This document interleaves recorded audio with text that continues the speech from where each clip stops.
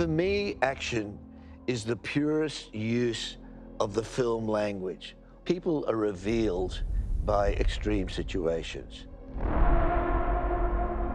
What the stowaway action sequence reveals is Furiosa getting, as someone said, an instant degree in being a warrior. It's an action symphony, a rock and roll disaster with the help of 200 stunt people. 15 minutes, 197 shots in it. We've basically been shooting that now for 9 months.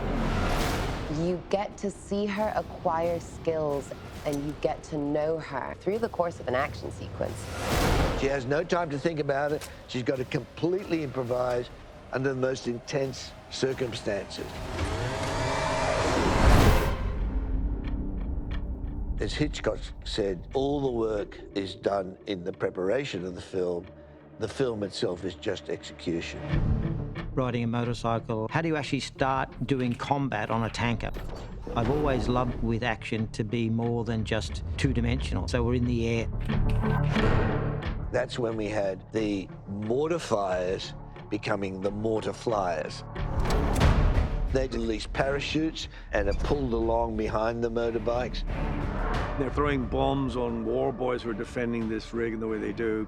And when that doesn't work, it was the idea of trying to escalate and build up that tension. Furiosa has to take all the skills kind of half-formed to survive.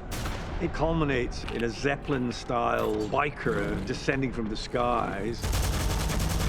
How do we make it look spectacular? And, you know, how not to kill everybody as we're doing it. Get ready for the day, big day ahead of us. It's going to be good. We're just starting out, doing probably what's going to be the largest shot in the film. Yeah, I mean, we've done a lot of crazy stuff, but George Miller and Guy Norris with this movie, they're just pushing the boundaries of what's possible. I mean, this first scene that we're doing, it's one of the longest single shots I think I've ever worked on. Ready here to there. That's it. Yep. Then ski up, and then our normal in. It's actually quite a hard shot. He'll jump off the back of my bike. This wheel here, this actually controls his height.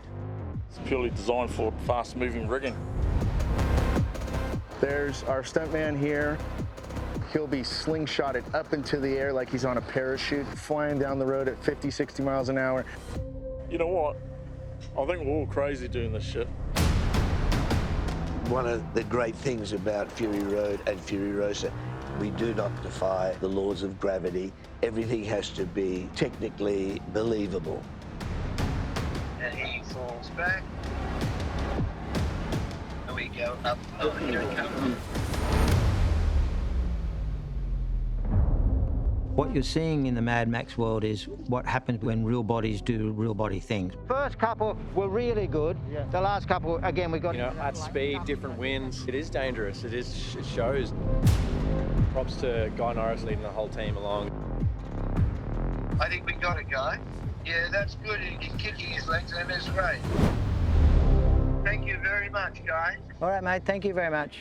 Very happy for a great first day, and we just want the same for the next 110 or whatever it's going to be, and we'll all be in good shape. When you're doing a film of this stature or this size, everything has to be communicated, everything has to come in, has to be very well planned. And then, of course, things happen. Unfortunately, we can't shoot anymore today. We need sunshine, we don't have it. But there's a resilience, which is part of the Australian filmmaking ability to get up and have a go, you know. We are Warboys!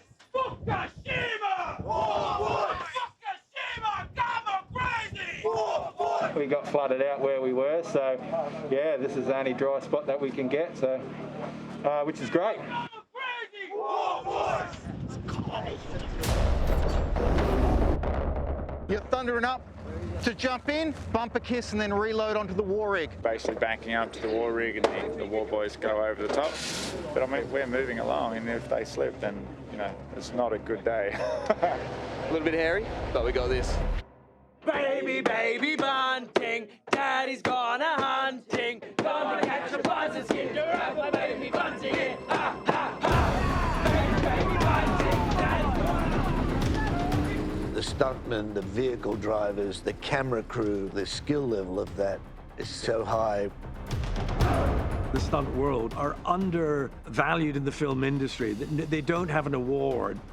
I would put them right up there with all the heavier awards. The temperament in shooting this thing and the endurance, 4 setups a day, relentless. And the skill with which it was managed by the stunt teams is tremendous. You okay?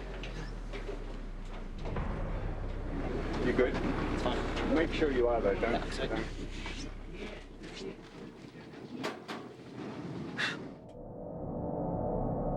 People get hurt.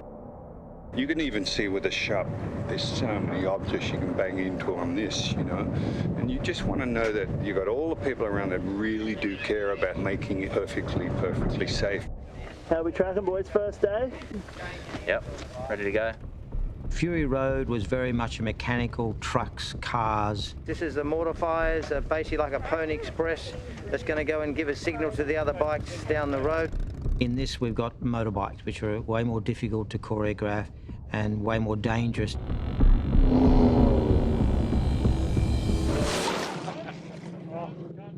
That's what you call shot one. Anyone who's ridden a motorcycle has probably fallen off it. You're talking about really high-end speeds of well over 100 miles an hour, and how could we do that? We really started leaning into the technology of motion capture. Yeah, we've just been picking up bits and pieces of bike everywhere, but that's what we want. That's a Mad Max movie. We want to see things smashed up. What we've developed is a system of using inertia motion capture suits, combine that with the same sort of high intensity level of rigging that we're doing on Fury Road, and putting it together. We see too many films driving everything full CG, but we want to be CG as a secondary to whatever the stunt was doing. The tools are always improving and evolving. But of course, where we start is very grounded. So for instance, there's a thing at the back of this war rig called the Bombie Knocker. I control the Bombie Knockers, and my job is to watch the back and watch who's coming from behind so no one attacks us from behind. The Bombie Knocker, we've built it to the point that we can actually begin the spin, but we can't get it up to a high enough revolution per minute to make it the weapon that George imagines it to be. The first instinct is to make something as real as possible. Is he on a wire? Yeah, he's connected to climb up on the seat. He goes like that and tries to climb up. Rather than do a digital stunt, far better to do a real stunt as the basis of the shot. If it's unsafe to do flames, at least have some flames there. Then you can enhance everything around it digitally. Okay, 3, 2, 1. Up. The sequence Stowaway to Nowhere, I mean, we've been shooting it for 6 months. And let me tell you, it takes dedication. When I first spoke to George, he was at pains to, I suppose, warn me about how technical some of the process was, particularly to do with the action sequences. Drop! This is a whole day spent on ostensibly 3 different shots. It's very rhythmic, it's very, like, deliberate. 3, 2, 1. You do feel slightly, or you could feel slightly weird, just looking over your shoulder, cut. Looking over your shoulder, cut. That can be strange. I look like a demented chipmunk. Why would you show me that? But you see it when it's all orchestrated together, it makes complete sense. You happy? Really? Yeah? Yeah. Okay, good. I'd like to just try 1 or 2 more. No matter what, trust George. That was just my motto. It was trust George. The things that you feel really strongly about, you feel really strongly about them, but also trust George. I didn't want them to deploy the truck and then I'd mess it up. Oh, no. You really do feel like you're all in it together to make that shot work. So it's a really nice feeling. We are celebrating the end of Stowaway. 76 shooting days on one sequence. We go hard. Happy end of Stowaway. Thank you so much. We did it. There's not been a single day on this movie where I have not felt hyper aware that I will not be having an experience like this unless it's on a George Miller Mad Max movie. It doesn't exist. There's nothing like this in the world. This has been unbelievable, and I'm so grateful, so thank you. I don't think there's anybody, any of the great filmmakers that match him in his ability to deliver action. With the help of Guy Norris and 200 stunt people, it is definitely Mad Max action on steroids.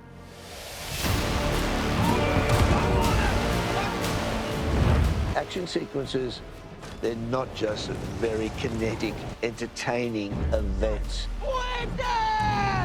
Have to be about character. The Stowaway action sequence reveals her as a warrior. That's what really got me into this story.